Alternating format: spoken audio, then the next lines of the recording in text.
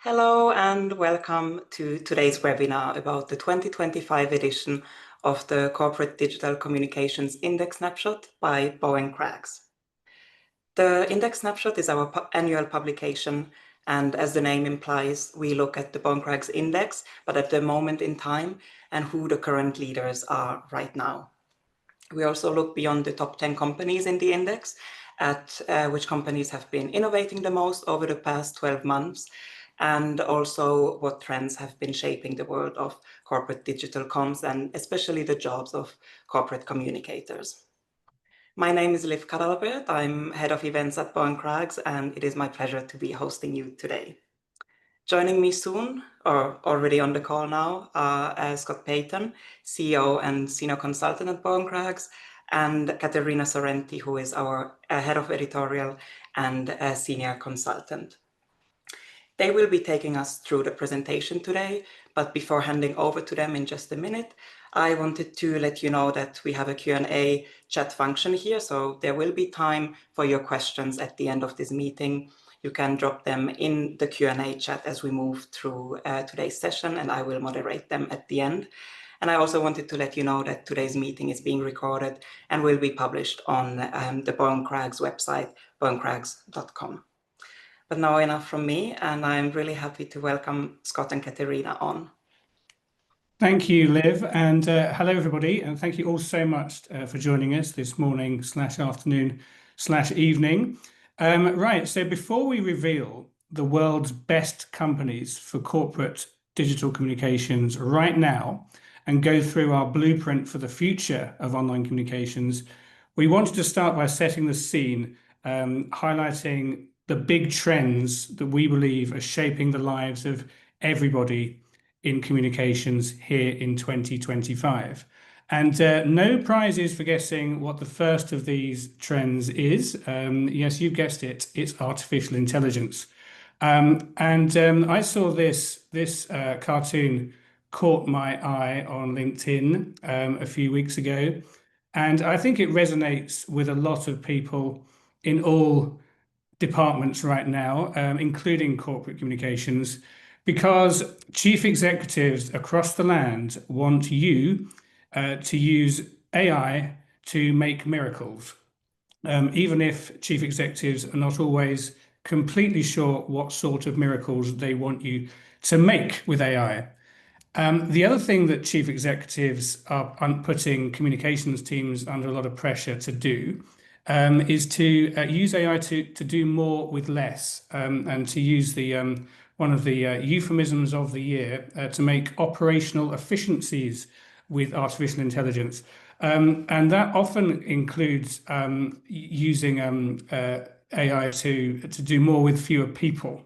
So a lot of anxiety as well as excitement about AI and its potential implications for the future of our jobs as well as our lives, our professional lives. Now, the other thing that AI is doing at the moment is it's triggered a big debate in the communications industry and also the technology sector about what AI search means for future traffic to your company's web presence. Because if people are getting increasingly getting answers to questions about your company from ChatGPT or Perplexity or Google AI mode, are they actually going to bother to click through to your company's website anymore? So that's a big question too, and we have some answers. We do have some answers about that, and it's more positive than this headline suggests. So AI is big trend number one, shaping the communications landscape right now. So trend number two is it's all about social media and how social media habits are transforming at the moment. We're seeing the meteoric rise in popularity of short form video through TikTok and YouTube Shorts and other channels. And me and Caterina, we went to see Nick Clegg do a talk in London a few weeks ago. Nick Clegg is the former president of global affairs at Meta and also a former deputy prime minister of Britain before that. And Nick Clegg said, social media isn't that social anymore. And the big social platforms are now essentially competing as mass entertainment feeds, awash with synthetic content. So changes in social media is our kind of second big trend that we wanted to flag up as really kind of changing the corporate communications landscape at the moment. And trend number three is ongoing, deepening cultural and geopolitical shifts. Now, President Trump on Tuesday last week went to the United Nations headquarters in New York and gave a speech to the General Assembly, the UN General Assembly, and he declared that, and I quote almost exactly, he said, climate change was the biggest con job ever in the world. And there were gasps in the room. And that kind of really, it was a kind of stark reminder of wider, deepening, strident disagreement and polarization among your stakeholders about what companies like yours should and shouldn't be saying on their online channels about topics like diversity and inclusion, climate change, and other social and environmental and ethical issues. And right now, as we speak, we're seeing a US government shutdown, which again is as a result of a bitter and polarized debate about the role of governments in society, and that's kind of reflected in the bitter and polarized debate about the role of companies in society and what they should be communicating about. So the upshot of all of these shifts, all of these trends is, and I genuinely believe this, that we are right now here in early October 2025, we are at the dawn of a new age in corporate digital communications. A new age is just beginning. I started my career in 1998, and it's crystal clear to me that the corporate communications is changing right now more quickly and profoundly than any other time since the birth of the web in the 1990s. And the good news for anybody involved in online corporate communications, corporate digital communications, is as a result of all this, AI search and related trends, the role of your corporate web presence as the mothership of truth about all relevant topics related to your business genuinely has never been more important than it is now, and it's going to continue to rise in importance as we go into 2026. I was having a conversation with a client in the US just last week, and they work for one of America's biggest brands, household name, one of America's biggest companies. And she said, I've been working in corporate communications for more than 20 years. And she's never known the senior executive team at her company more interested in the corporate website as they are right now. The senior leadership team is more interested in the corporate website now than they ever have been before. And so they should be. So what you do has never been more important, more strategically important for your business. But as we move in towards 2026, as a result of AI search and other trends, it's clear that corporate web and social channels, they must transform if they're going to thrive and succeed to meet your company's objectives next year and beyond.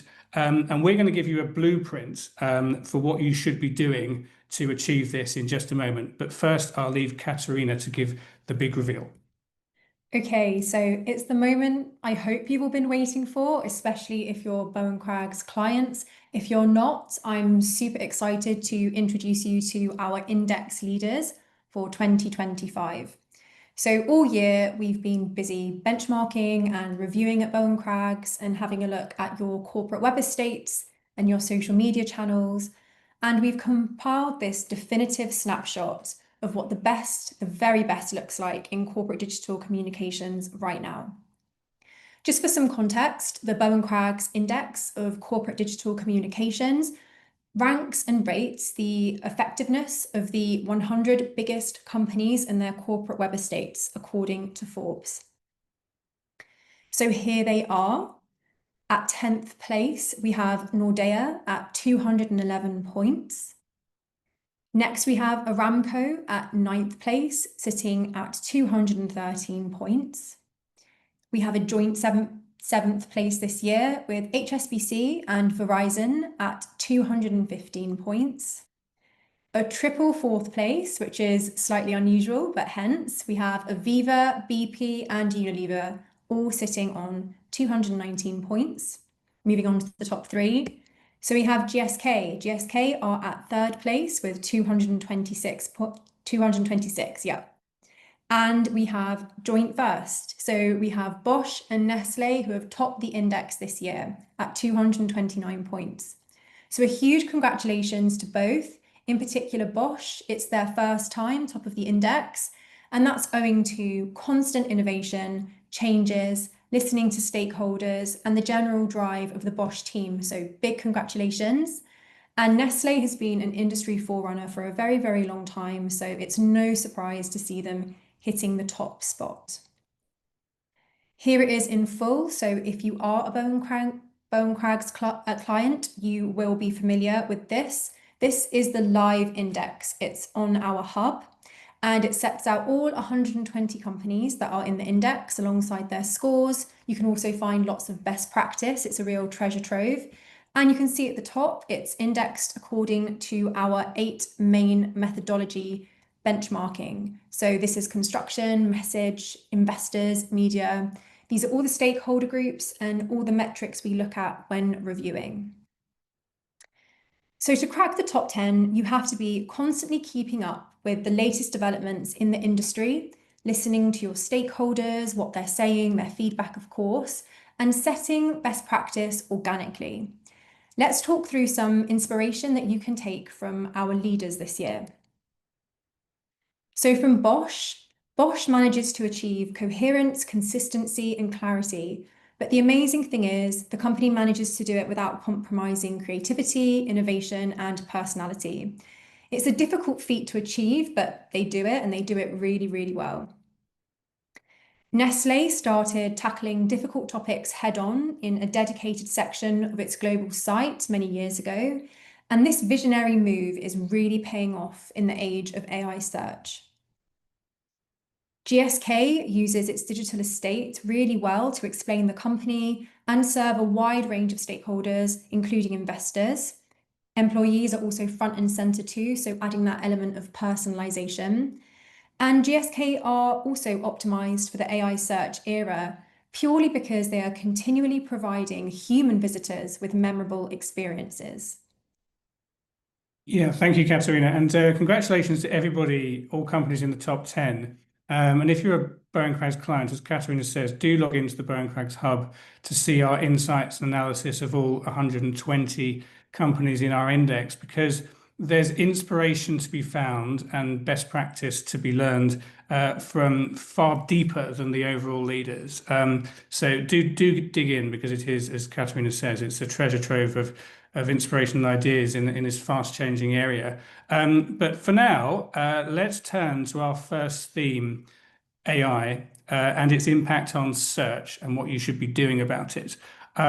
So one of the big trends this year has been the massive increase in AI search, increase in traffic to websites made up by AI search bots. So there's lots of data like this which shows that now more than half of all traffic to your company's website is likely to be made up from AI search bots. So it's the search bots that ChatGPT and Google AI Mode and Perplexity and DeepSeek are sending to your site to evaluate whether the content you're providing on your web presence is useful enough, is trustworthy enough, is relevant enough to drive to be sources for AI search answers. So this is really, really important.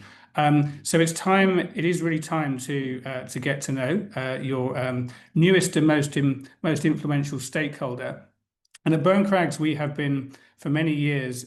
We've been producing personas, audience personas, determined to highlight and identify what is an investor looking for when they visit your website? What are their goals? What are their frustrations? What makes them happy? What makes them cross?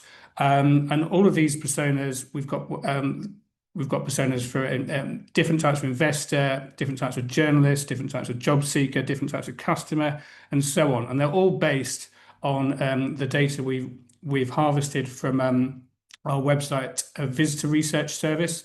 So we run surveys on many of the world's largest corporate websites, and we've got more than 1.6 million real responses from real website visitors to produce these personas. And if you're a Bowen Craggs client, you can download those personas from the Bowen Craggs hub. But we've just created a brand new persona, and the persona is to identify and highlight what exactly AI search bots are looking for when they come to your site.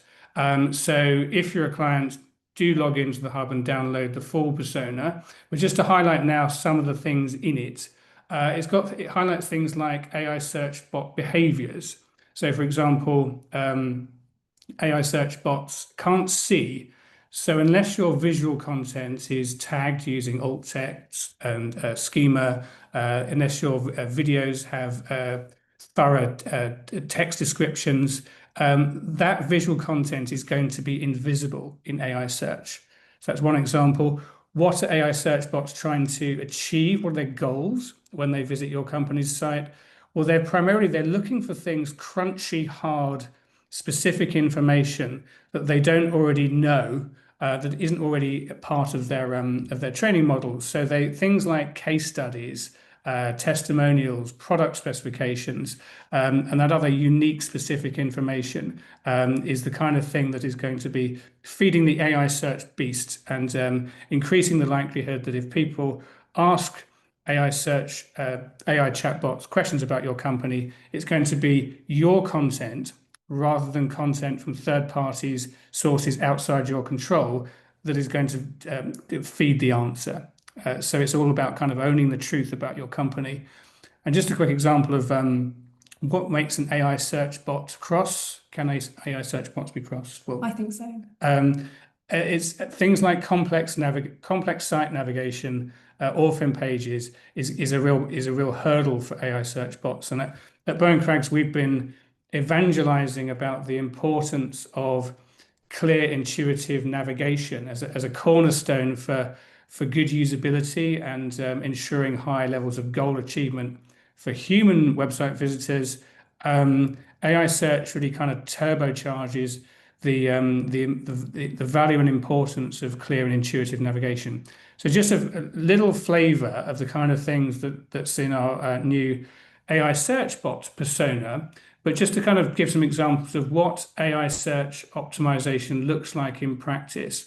What practical things can you do on your web presence to increase the likelihood that if people ask questions about your company using AI search tools, it's your content that's going to be the source of the answers.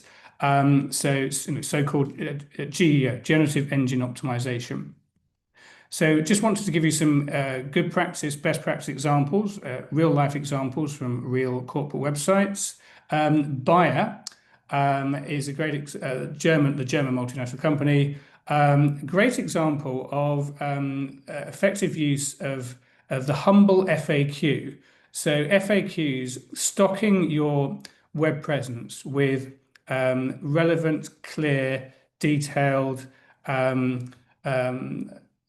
clearly worded answers to common questions that people are asking about your company. This is catnip for AI search tools because it's providing exactly what they're looking for. Because essentially, people are using AI search tools to ask questions. So if you pose those questions on your web presence and answer them clearly, that's going to drive AI search visibility. So lots and lots of FAQs is a good idea. Another example from Total Energies, the French energy company. And this is an example of the power and value of clear, detailed, global as well as country-specific information about what your company actually does. in different parts of the world. So we've asked in this example, Google's AI mode, what does Total Energies do in France?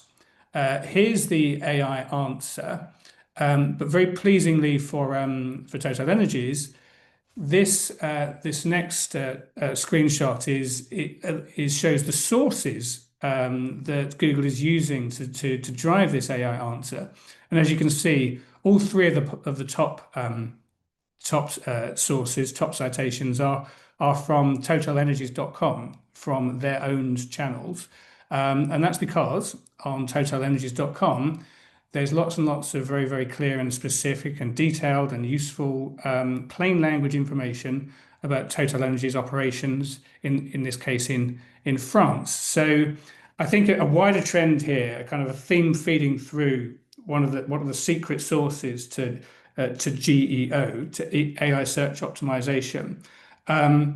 It's really to ensure that you provide rich, detailed information about all aspects of your company.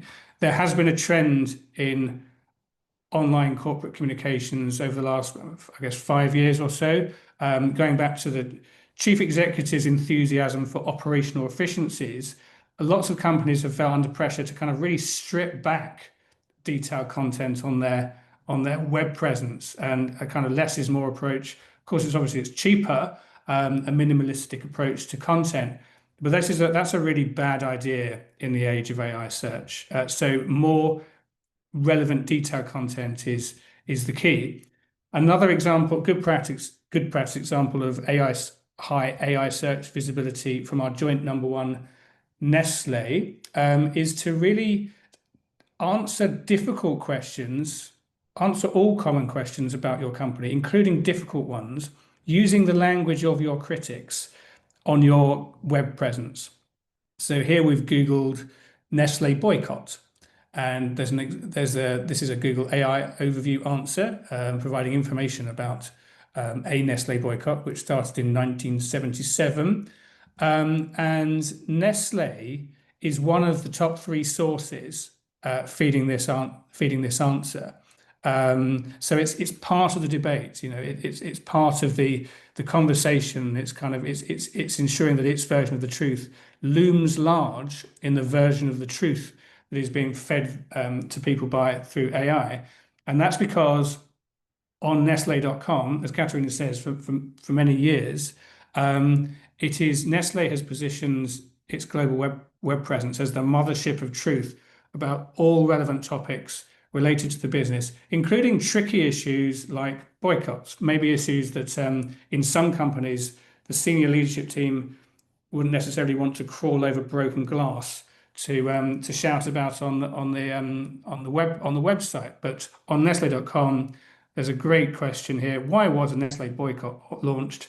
With a nice clear answer. And importantly, this answer, I'm not sure if you can see it on your screens, but there's links in this answer to the World Health Organization and other trustworthy third-party sources. So this kind of thing, sends high trust signals to AI search bots that this is legitimate, this is authoritative information driving AI search visibility. Another example now from Hydro, the aluminium manufacturer. And Hydro wants to be the mothership of truth. It wants to be the definitive authority online about the process of making aluminium, why aluminium is valuable. So if you Google how is aluminium made, here's the AI overview answer. And the top source for this question, and this question it's not about Hydro. How is aluminium made? Nothing to do with Hydro, but because Norsk Hydro's web presence is packed with clear, engaging, informative information about aluminium, it's highly rated among AI search tools as a kind of source for answers. So again, there's a lot of a lot of lessons here about just really the importance of value of high quality, well targeted, strategically targeted editorial content. That's one of the keys to GEO success. Final good practice example about AI search optimization from McDonald's. If you ask chatbots, is company X a good place to work? Is company X a good employer? It's often the case that the AI search answer is driven by Glassdoor.com and Indeed.com. Doesn't tend to be corporate websites tend to struggle with as being a highly rated source or citation for that kind of question. Not so for McDonald's, because if you Google benefits of working at McDonald's, as we did, there's an AI overview answer here. And the top 3 sources for this AI answers are a McDonald's website. In this case, it's the UK website and some global stuff too, because on McDonald's web presence, once again, it frames common questions. What benefits do McDonald's employees receive? Really kind of AI search friendly, and provides clear and detailed answer to that question. So this is the kind of thing that you should be investing in and doing and persuading the senior executive team to provide budget for and a mandate for, if you're going to win the battle for the truth in the AI search age. And just to hammer home this point with what not to do, apologies in advance if I'm sure Citigroup has an amazing web presence in many ways, but we Googled, is Citigroup's risk management flawed? And you get this is the AI overview answer, which starts with, yes, Citigroup's risk management has been widely described as flawed. The key point here is these are on the right there. There's the 3 highest citations or sources that are driving this answer: Bank of England, the Protect Group, but Citigroup's web presence, Citigroup channels, web channels, social channels, they're nowhere to be seen here in terms of citations and sources, and that's because AI search bots have concluded that there isn't the relevant authoritative content on this difficult topic on Citigroup's web presence, so they've gone elsewhere. So I think that really powerfully highlights the risks of not investing in well-targeted editorial content. Okay, so let's take the AI search from the external to the internal.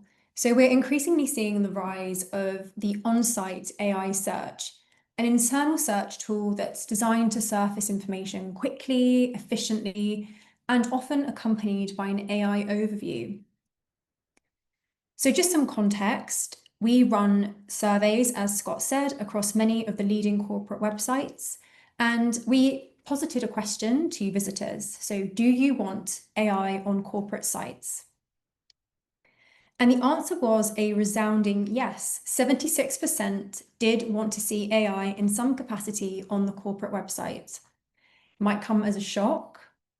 Here are some comments that we also gathered, and these illuminate some of the functions or the functionalities that visitors are looking for in terms of AI. A popular format was actually a chatbot. So that's a really interesting insight. It seems like AI needs to be used in a helpful, serving way. But there are other ways that you can begin your AI implementation journey. And we really do feel that the on-site AI search is a great place to start. Let's take a look at some examples. So first of all, from Siemens. Siemens has created a blend of AI and traditional search.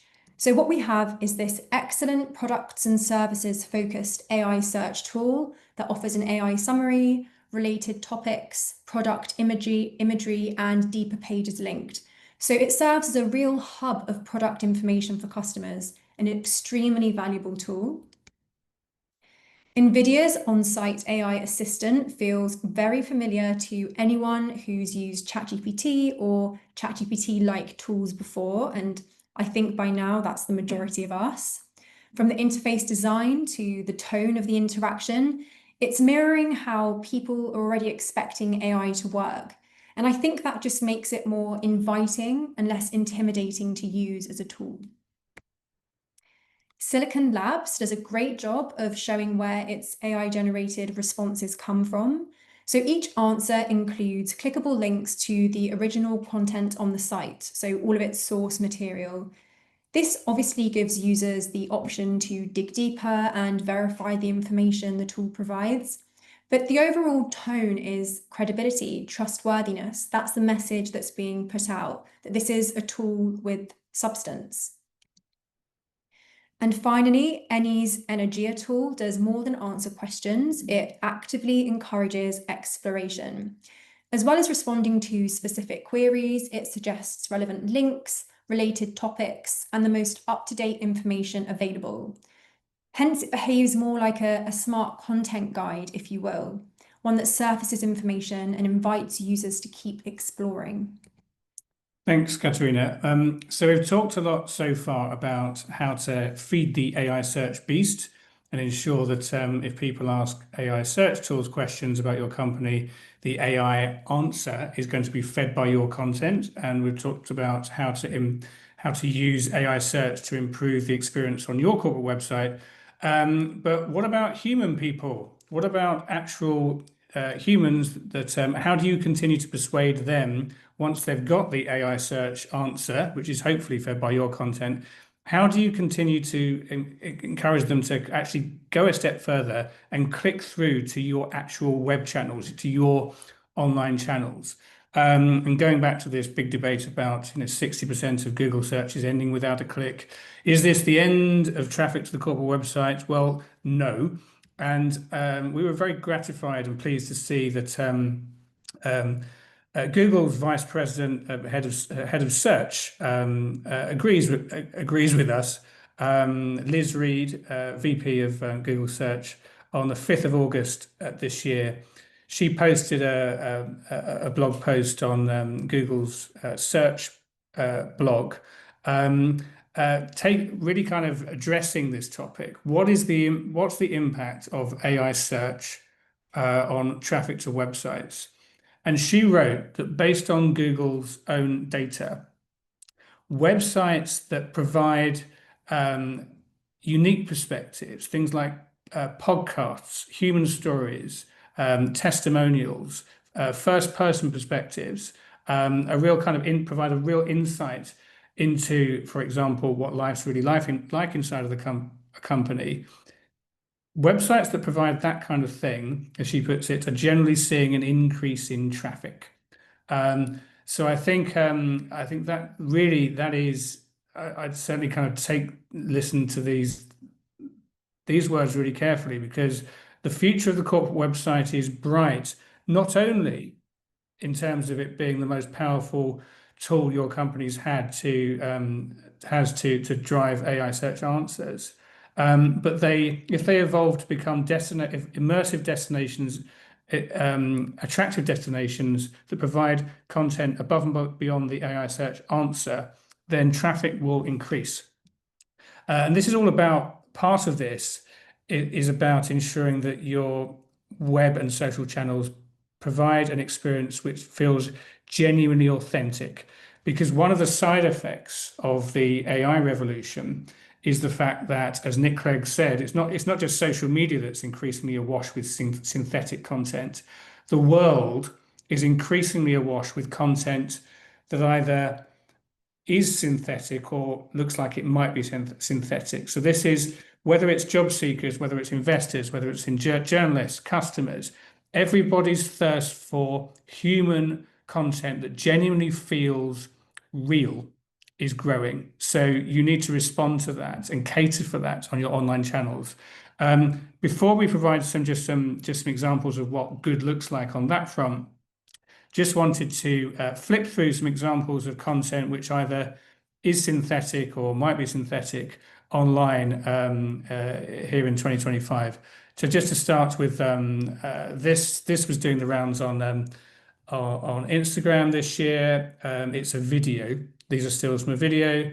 Obviously, this is not real, but you had the tech titans of today strutting down a catwalk.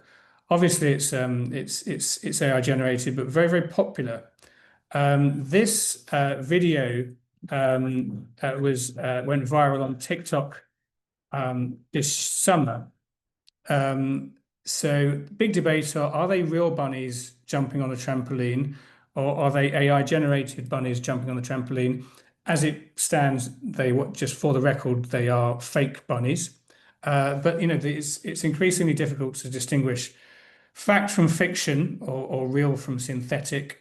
Similarly, this went viral. I think it was on Instagram. Is that right? Yeah. This summer, second year running, where there's pictures of Katy Perry at the Met Gala went viral when Katy Perry did not go to the Met Gala this year or last year. This is fake. And just a final example, this is Elon Musk, as I'm sure you all know, wearing a cheese hat. And in this instance, this is not fake, this is real. Elon Musk wore a cheese hat at a fundraiser. I think it was in Wisconsin about a year ago, something to do with the football team. But I think a slight side note, but I think one of the hallmarks of 2025 is artificial intelligence is increasingly creating content which looks real but isn't, while prominent real people are doing things increasingly that shouldn't be real but are. So anyway, these are the interesting times in which we live. But to take things back to the corporate online channels, as Liz Reed says, amid all of this, amid what's going on in the culture at the moment, people will still visit corporate websites for immersive, authentic content that feels real, that cuts through, feels human, and provides people with things that the AI search text answer can't. So what do we mean by that? Here's a great example from Unilever.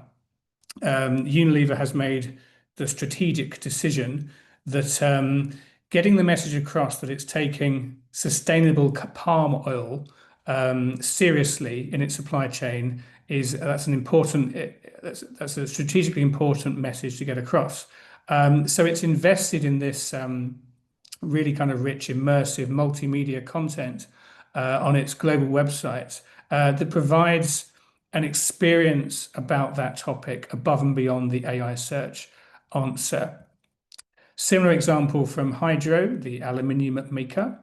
If you did ask ChatGPT or Google, when was Hydro founded? Tell me about the history of Hydro. You get a text answer, and you might get some still images these days. But what you won't get unless you click through to Hydro's corporate website, you won't get this kind of immersive, interactive, multimedia history of Hydro. So again, it's providing content above and beyond the AI search answer, human content. Final example here from Aviva, which is a British insurance company, a major British insurance company, high performer in the Bowen Craggs Corporate Digital Communications Index right now. It understands the point that Liz Reed at Google was making, that people will click through, they want things like podcasts, unique perspectives, human perspectives. So on the innovation page of Aviva's corporate website, it's put its podcast front and center. So it's really kind of thinking about not only how do I feed the AI beast, how do I please AI search bots, but also once I've done that, how do I also encourage humans to go the extra mile and click through to your own channels? So just some examples of how you can do that. And just when it comes to AI and content, there's a huge amount of opportunity for online corporate communications teams to use AI to augment the process of content creation, creating first drafts, creating summaries of content, ensuring that content aligns to style guides, that kind of thing. But it is the way things are at the moment. It's a mistake to fully automate content creation without human intervention, human oversight. As the legal team of the chief executive of MyPillow, Mike Lindell, discovered to their cost this year, they were caught out by a US judge as using ChatGPT to create a legal brief without checking it. So it just kind of highlights the fact that that's a bad idea. Caterina. So moving on to our next topic, staying within the realm of AI, but departing slightly. So it's an ever volatile world, and we as communicators know that sustainability communications have faced a really serious threat this year. But amidst it all, it seems to be gaining back its backbone. So the ESG backlash continues to rage on internationally, and there are all of these shifting regulatory goalposts to contend with, especially the emphasis on double materiality. In light of it all, it's time to move beyond virtue signaling and focus on truly material issues. So you need to be addressing the issues that people are really and genuinely interested in, and do so in a way that prioritizes the facts and the figures. After all, we all know that evidence-backed sustainability communications have proven time and time again to be the most effective way. So let's take look at a few examples of this in practice. We have an example here from Microsoft. So Microsoft is focusing on 6 tight programs ranging from AI impact to digital skills. And by honing in on these areas, Microsoft is able to provide the detail and the data needed to prove that the company is taking these topics really seriously. Unilever opts for a similar approach with a tight focus on 5 key areas ranging from climate to nature. What's so great about this example is that Unilever uses extremely clear language, ensuring that its sustainability communications hit with a range of audiences. It's time to move beyond catering solely for sustainability analysts, because everybody who's coming to your corporate website is going to be interested in your sustainability messaging. So allow it to land. EDF does something slightly different. So EDF are focusing on a single goal supported extensively by data, proof points, and road mapping. The Changes in Our Power campaign is a really excellent way to get people engaged and enthused, because there's so much rich content about this one specific topic. So the headline is, as Scott's been saying throughout the presentation, you need to be feeding the AI search beast with facts and figures. Much like Siemens do. So Siemens includes rich, interactive ESG data in a variety of formats from HTML to Excel and PDF. Again, of course, your sustainability analysts are going to want to find this information and do so in a quick and easy way. But they're not the only audience group who are interested in this data anymore. You've got a lot of interested members of the public coming to your website to have a look at your sustainability data. So make sure it's easy to access for them too. Nestle also does something similar. So the company includes clear data tables in HTML with a prominent link to download data in Excel too. You need to be brave in responding to critics, because we know that it's a really scary world out there at the moment. And we also know that, unfortunately, crises do tend to crop up. Hopefully not all the time, but they definitely have scope to. United Health Group have been in the press, well, for quite a while now, in not necessarily the most flattering lights. But what they managed to do is directly answer their critics' questions head-on their corporate website. So we've got questions posed like, why is healthcare in America so expensive? And what can the company do to make the system work better? By using clear-cut language to answer some of these questions, it means the company can, in a way, gain control of the narrative by providing that sole response that they need to. Global shipping company Maersk include global tariff updates directly on their homepage. That means that they are providing the latest and most up-to-date information available. Samsung are tackling greenwashing head on. And what's so interesting about this example is that they're moving beyond data, just solely data presented, and instead are using formats like video to really encourage engagement with the topic and appeal to a wider audience range. As Scott mentioned, we know that AI bots love an FAQ, and this example from Shell is a great example of FAQs in practice. So by including FAQs on really important sustainability-related topics like climate change, Shell's laying out those answers that the AI bots need to pick up on, thus meaning that they too can control the narrative. Yeah, sticking with the topic of responsibility, but now turning to the specific issue of diversity, equity, and inclusion. It's a topic that is, I guess, it's the eye of the culture war storm, originally in the US, but also very much in Europe and elsewhere too now. Our view is that the acronym DEI might now have become just so politically weaponized that its uses in corporate communications is it's kind of days might be over. But the actual topic of inclusion, that's just beginning. That's only just getting started. And we genuinely believe that it's important for companies to continue to talk about that. We have seen this is not just a US issue. This is very much a UK and Europe issue. This is some data from the UK showing how references to environmental issues, governance topics, and inclusion-related issues in FTSE 100 annual reports. So the annual reports produced by the UK's 100 biggest quoted companies. It's been reduced. It's been dropping in recent years. We think this is a short-sighted approach to talk less about these issues. And what companies need to be doing instead is talking about those issues in different ways. Just Pavita Cooper, who was from the 30% Club, very eloquently articulated why it's a bad idea to stop talking about these topics.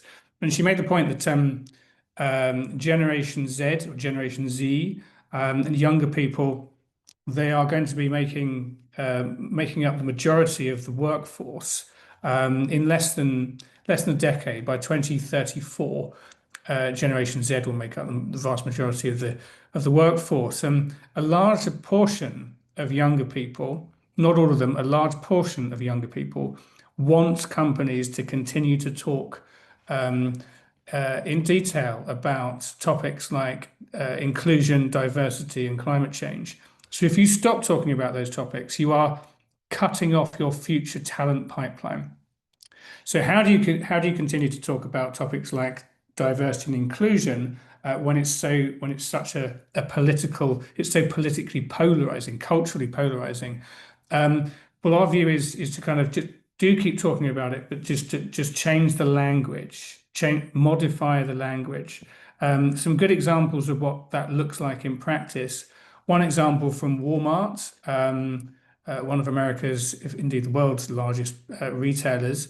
Walmart continues to produce a report about diversity and inclusion, but it doesn't call it a report about diversity and inclusion. It calls it a belonging report.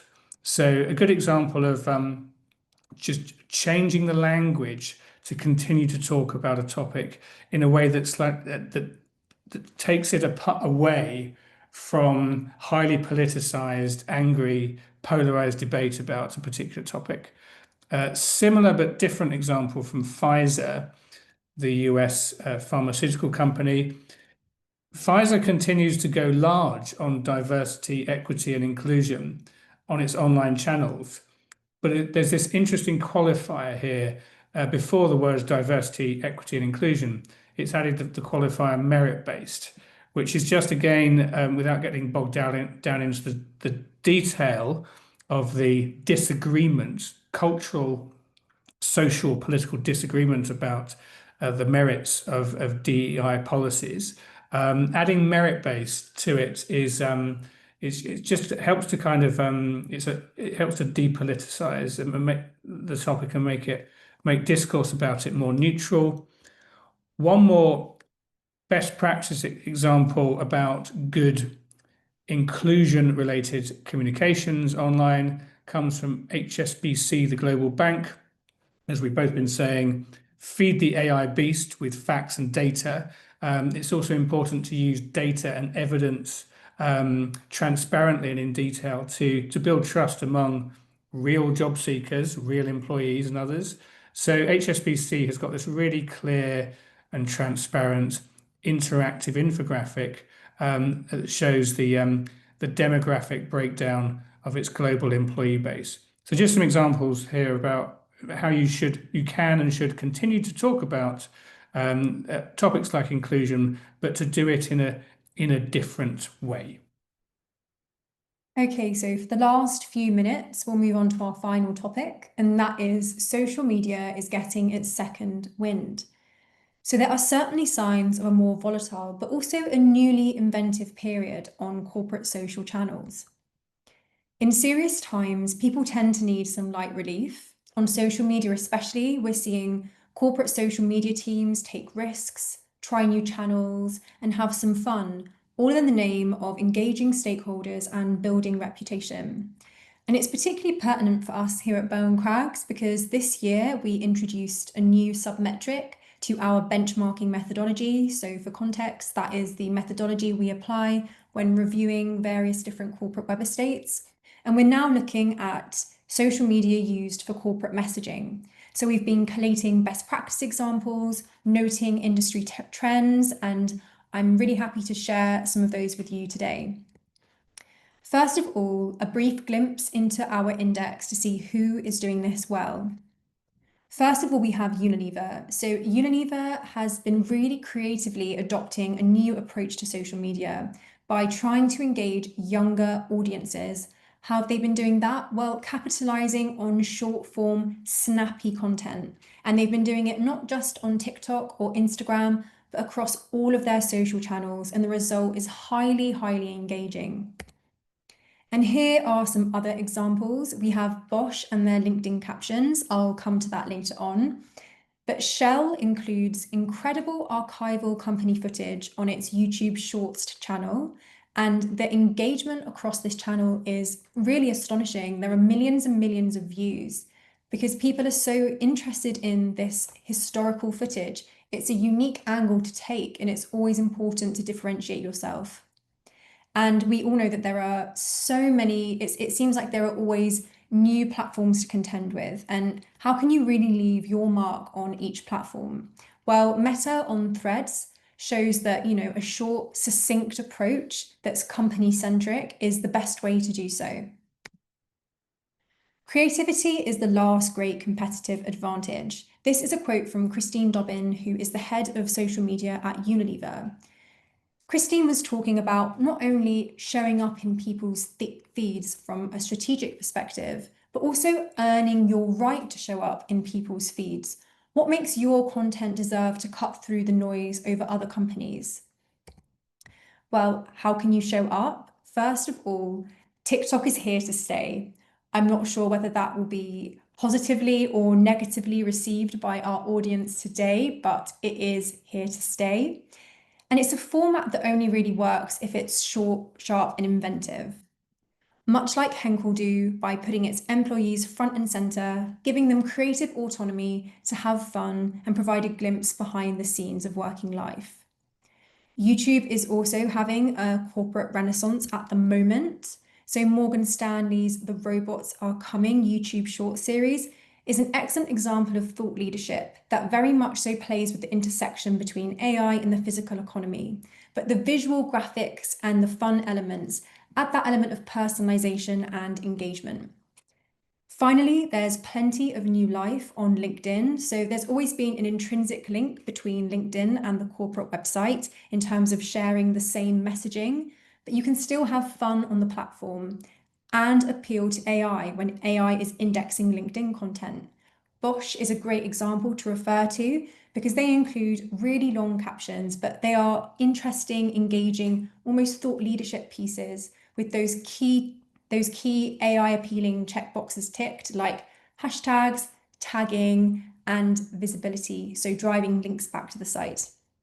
Great, thank you, Caterina. And that is moving us towards the end of our whistle-stop tour of our blueprint for the future of online corporate communications.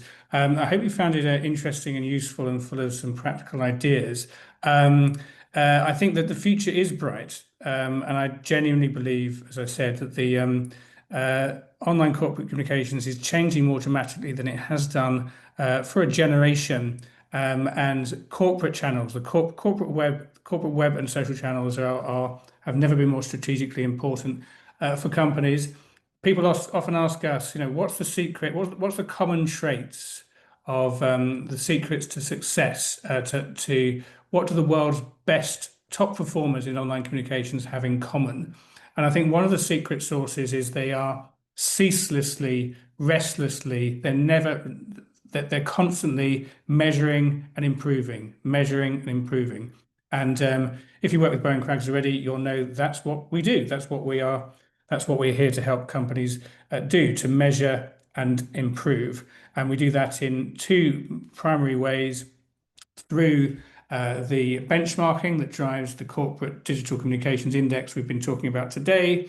And we also do it through visitor research. We run surveys on corporate websites around the world, and that gives clients a really clear, detailed picture of who's coming to the website, what are they trying to achieve, did they achieve the goal of their visit, and also really important questions like what's the impact of their visit on brand perception. But yeah, continue to measure and improve, and don't stop, particularly now in this time of unprecedented change. If you are already a Bowen Craggs client, do log into the Bowen Craggs Hub. It is an Aladdin's cave of further best practice, insight, advice on this fast-changing area. There's reports. You can find a podcast. You can find event recordings, lots and lots of analysis. And we are really committed to doing everything that we possibly can to ensure that our clients thrive and succeed in a changing world.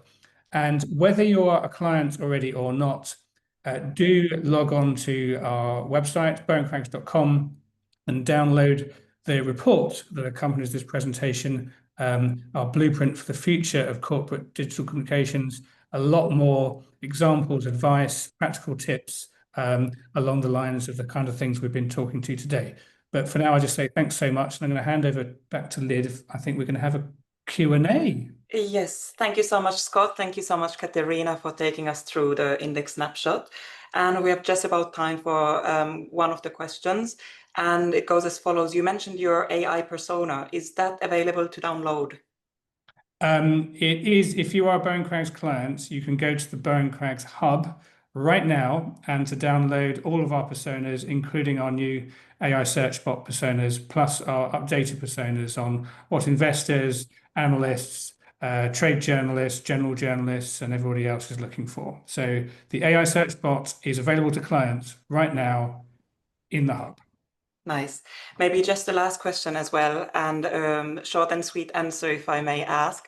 It's just about the change of traffic to the website with AI. I was just asking, how do we convince the senior stakeholders that we have less traffic, but that is not a problem?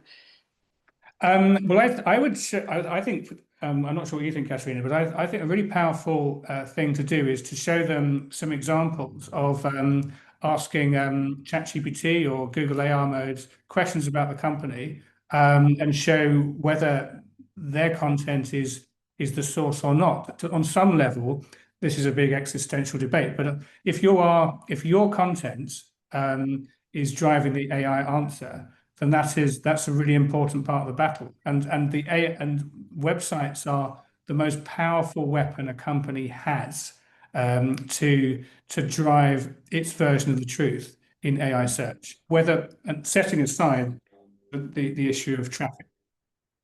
Great answer. Thank you so much, Scott. I think it is time to wrap up. I just wanted to thank everyone who joined today. And as said, we will share the recording on our website.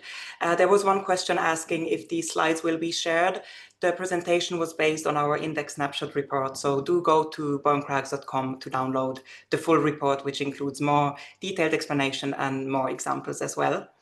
And then finally, it would be great to keep the conversation going online. You can follow us on LinkedIn and also on our Substack at Bowen Craggs. And it was great to have you. Thank you again, Scott and Caterina as well. And hopefully see you at our next event. Thanks, Thank you Liv. so much. Thanks, everybody. Thank you.